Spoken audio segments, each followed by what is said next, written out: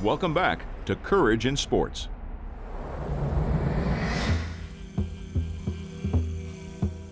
Nothing like this had ever been done before. There was no blueprint for this. It was uncharted territory. You've got that hesitation thing deep inside of you going, what the hell am I actually doing? Even though I knew there's always that risk, there was no way I could say no.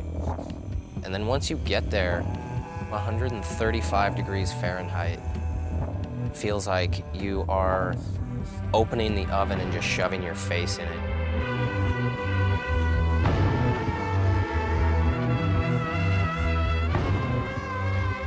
But then you realize how unbelievably real some of it is.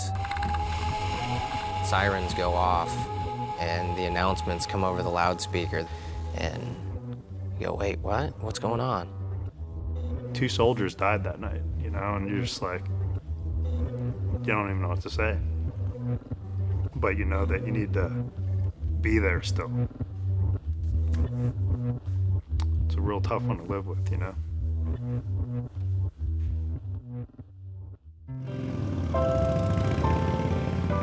It's often said that one's identity comes from their family, their roots. It's where the Schauf brothers embraced significant values from the very beginning. And lifelong lessons would turn into extraordinary expeditions. We've always been taught growing up, you know, it's important to give back. And that's what the military is all about. We both said that if we could have, we both would have liked to have served. And I guess that's something that we wanted to instill in our kids. And Gabriel, you know, the second oldest, just signed up and did it. And I was like kind of amazed. I was like, wow, I mean, I should have. I served as a fire team leader, and we've always been kind of a go big or go home kind of family. And Chris and Zach wanted to do something that was going to help and make a difference. As musicians, promoters, and marketers, Christian and Zach had traversed the entertainment world. But a rare opportunity came in 2008 when the Defense Department asked their band to perform for troops based in the Middle East.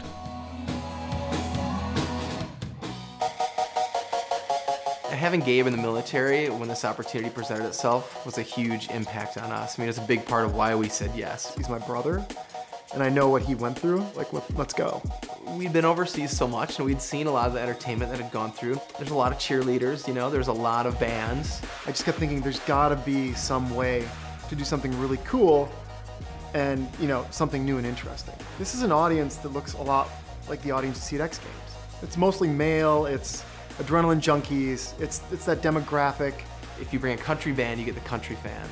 You bring the rock band, you get the rock fans. But with action sports and BMX, it's like, who doesn't want to see someone backflip a Hummer, right?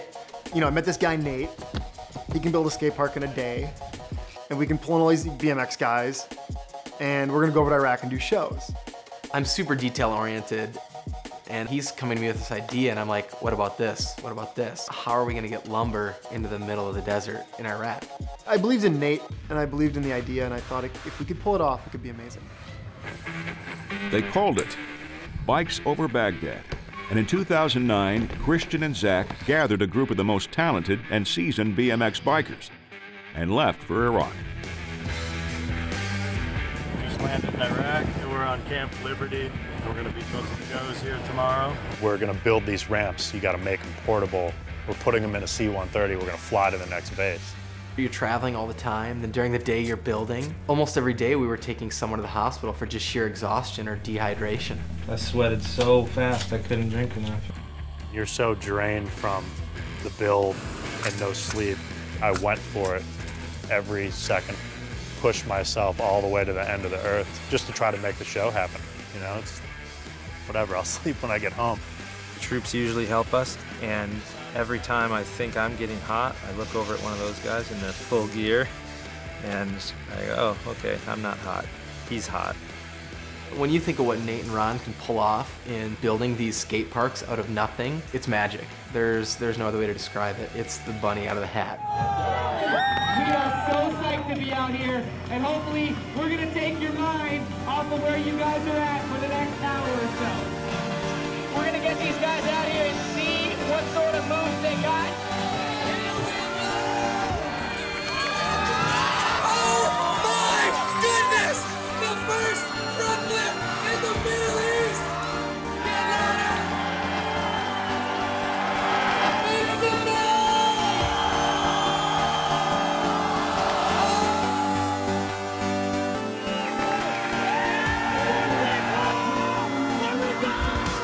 up pulling like, 7 to 10, sometimes even more people to like lay down. And then we bunny hop over them. They're freaking out, they're yelling and screaming. We're telling them, just get louder. By the end, it's mayhem. Like, they're crazy.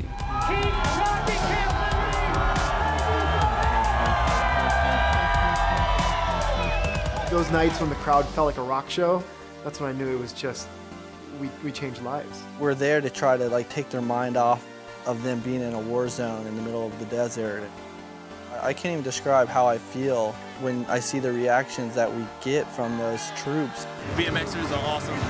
They're really awesome. Always have a smile on their face, shaking every hand, signing every autograph. They're awesome. And like, have you guys come out here and put on a show and have fun, and like, it doesn't feel like I'm in Iraq. Seriously, if anyone on this earth felt what I have felt going over there from these troops and the feelings that they've had and showing me and what I've given to them, why wouldn't you do it?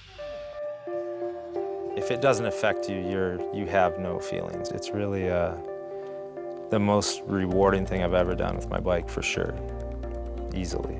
I've never had anybody say, I can't go again, that was too hard. Everybody's like, I want to go again and again and again and again. It started with their little music career. They wanted to be rock and roll stars, and it turned out to be this. They've been through it all, but they never quit. Yeah, I signed up, I was in the Army, but this is their way of supporting the country and supporting the efforts. 2013 marks the 5th Bikes Over Baghdad tour, this time to undisclosed locations in Southwest Asia. And while the perils of their journeys will always be present, the results are boundless.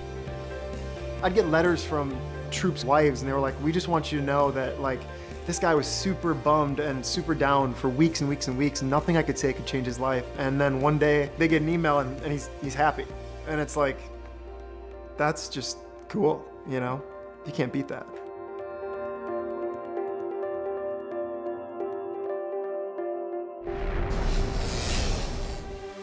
Up next on Courage in Sports. A young athlete steps out onto the court, making his most implausible dreams a reality. The first time I held a racket, I just automatically knew that I wanted to play tennis. That and so much more when we return on Courage in Sports.